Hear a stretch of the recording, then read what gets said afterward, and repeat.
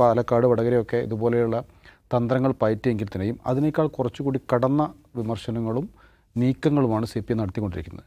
അതിൻ്റെ ഭാഗമായാണ് നേരത്തെ ദാവൂദ് സാഹിബ് പറഞ്ഞ പോലെ രാവിലെ എണീറ്റ് വന്നാൽ ആദ്യം ജമാഅത്തെ ഇസ്ലാമിക്കെതിരെ 2 വാക്ക് പറയാന്നുള്ളതാണ്. അപ്പോൾ ഇതിൻ്റെ പ്രശ്നം എന്താണെന്ന് വെച്ചാൽ ജമാഅത്തെ ഇസ്ലാമിയുമായിട്ടുള്ള അല്ലെങ്കിൽ ജമാഅത്തെ ഇസ്ലാമിയുടെ പിന്തുണ അതൊരു വിമർശന വിധേയമാക്കേണ്ട കാര്യമാണ് എന്ന് തന്നെ കൂട്ടുക. പക്ഷേ അതാണോ ഒരു തിരഞ്ഞെടുപ്പിൽ ഏറ്റവും വലിയ വിഷയമായി മാറേണ്ടത്? അതല്ലല്ലോ.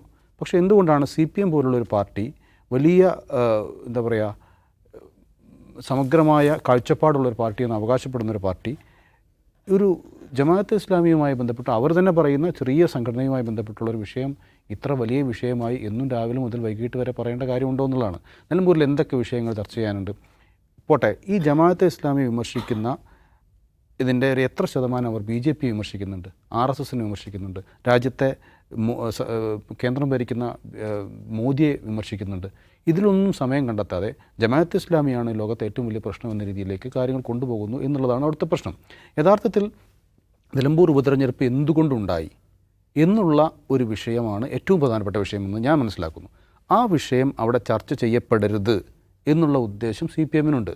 ആ ചർച്ച ചെയ്യപ്പെടാതിരിക്കാനുള്ള എന്തൊക്കെ വിഷയങ്ങൾ വേറെ ചർച്ച ചെയ്യാം എന്നുള്ളതാണ് CPM റിസർച്ച് നടത്തിയത്. അതുകൊണ്ട് തന്നെയാണ് ജമാഅത്തെ ഇസ്ലാമി എന്ന് പറയുന്ന ഒറ്റ വിഷയത്തിൽ തളച്ചിടാൻ വേണ്ടിയുള്ള CPMൻ്റെ ഒരു ഗൂഢതന്ത്രമാണ് ശരിക്കും അവിടെ നടന്നുകൊണ്ടിരിക്കുന്നത്. അതിന് മറ്റുള്ളവർ വീണു പോകുന്നു. പലപ്പോഴും UDF പോലും അതിൽ വീണു പോകുന്നു. അൻവറിനെ കൂടെ കൂട്ടാതിരിക്കുകയും അൻവറിനെ മറ്റൊരു വഴിക്ക് ആക്കുകയും ചെയ്യുകയും അതുകൊണ്ട് തന്നെ അൻവർ കൂടെ ഉണ്ടെങ്കിൽ ഒരുപക്ഷെ അൻവർ എന്തുകൊണ്ട് രാജിവെക്കേണ്ടി വന്നു എന്നുള്ള വിഷയം കൂടുതലായി ചർച്ച ചെയ്യപ്പെട്ടേക്കാം. പക്ഷേ ഇപ്പോൾ അൻവർ ഒറ്റയ്ക്കാണ്. അൻവർ മാത്രമേ ആ വിഷയം പറയാനുള്ളൂ. കോൺഗ്രസ്സുകാർ പോലും ആ വിഷയം പറയാനില്ല, UDF ആ വിഷയം പറയാനില്ല. മറിച്ച് ജമാഅത്തെ ഇസ്ലാമിക്കെതിരെ വരുന്ന ആരോപണങ്ങൾക്ക് മറുപടി പറയേണ്ട ഒരു അവസ്ഥയിലേക്ക് UDF മാറി എന്നുള്ളതാണ് ഒരു പ്രശ്നം.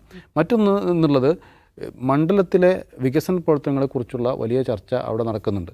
ആ ചർച്ച എന്ന് പറഞ്ഞു കഴിഞ്ഞാൽ ഈ പറയുന്ന പോലെ നമ്മൾ ഈ മാധ്യമങ്ങളിൽ വരുന്ന ഈ ജമാഅത്തെ ഇസ്ലാമി ചർച്ചയേക്കാൾ ഉപരി ജനങ്ങൾക്കിടയിൽ നടക്കുന്ന വലിയ ചർച്ചകൾ, മണ്ഡലത്തിലെ വികസന പ്രശ്നങ്ങൾ, അതോടൊപ്പം തന്നെ അവിടുത്തെ വന്യമൃഗശല്യം, ഇതുപോലുള്ള വിഷയങ്ങളൊക്കെ ഉണ്ടല്ലോ.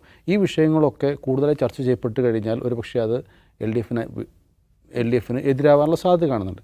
അപ്പോൾ അതെല്ലാം കൂടി കണക്ക് കൂട്ടിക്കൊണ്ട് തന്നെയാണ് CPM ഈ തരത്തിലേക്ക് കാര്യങ്ങൾ കൊണ്ടുപോകുന്നത് എന്നുള്ളതാണ്. ആ രീതിയിൽ അവർ ഒരു പക്ഷേ ആ ഒരു കാര്യത്തിൽ അവർ വിജയിച്ചുകൊണ്ടേയിരിക്കുന്നു. അത് എത്രത്തോളം അവർ വിജയിക്കുന്നു എന്നതിന് അടിസ്ഥാനത്തിലായിരിക്കും ഈ തെരഞ്ഞെടുപ്പിൻ്റെ വിധി നിർണ്ണയിക്കപ്പെടുക എന്ന് എനിക്ക് തോന്നുന്നു.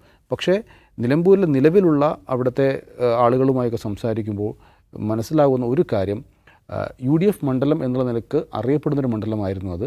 അതിന് കഴിഞ്ഞ 2 തെരഞ്ഞെടുപ്പിൽ അതിന് മാറ്റം വന്നു കഴിഞ്ഞു. അതിനിടയ്ക്ക് കുറച്ച് മുമ്പും മാറ്റങ്ങൾ ഉണ്ടായി തന്നെയും ആ ഒരു പഴയ നിലയിൽ കൊണ്ടുപോകാനുള്ള ശ്രമം UDFൻ്റെ ഭാഗത്തു നിന്ന് ഉണ്ടായിട്ടുണ്ട്.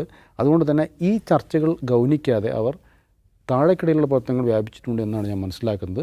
അതോടൊപ്പം തന്നെ LDF പക്ഷേ തെരഞ്ഞെടുപ്പ് രംഗത്ത് പ്രചാരണ രംഗത്തും വലിയ മുന്നോട്ട് വരാൻ അവർക്ക് കഴിഞ്ഞിട്ടുണ്ട്. അതുകൊണ്ട് തന്നെ ജമാഅത്തെ ഇസ്ലാമിയുമായി ബന്ധപ്പെട്ടുള്ള ചർച്ചകൾ അവിടെ ഭൂരിപക്ഷ വോട്ട് ഏകീകരിക്കാനൊക്കെ കഴിയും എന്നെനിക്ക് തോന്നുന്നില്ല. മറിച്ച് മറ്റ് വിഷയങ്ങളൊക്കെ അവിടെ ജനങ്ങൾ ആ കാര്യത്തിലൊക്കെ ബോധവാന്മാരാണ് എന്നാണ് എനിക്ക് തോന്നുന്നത്.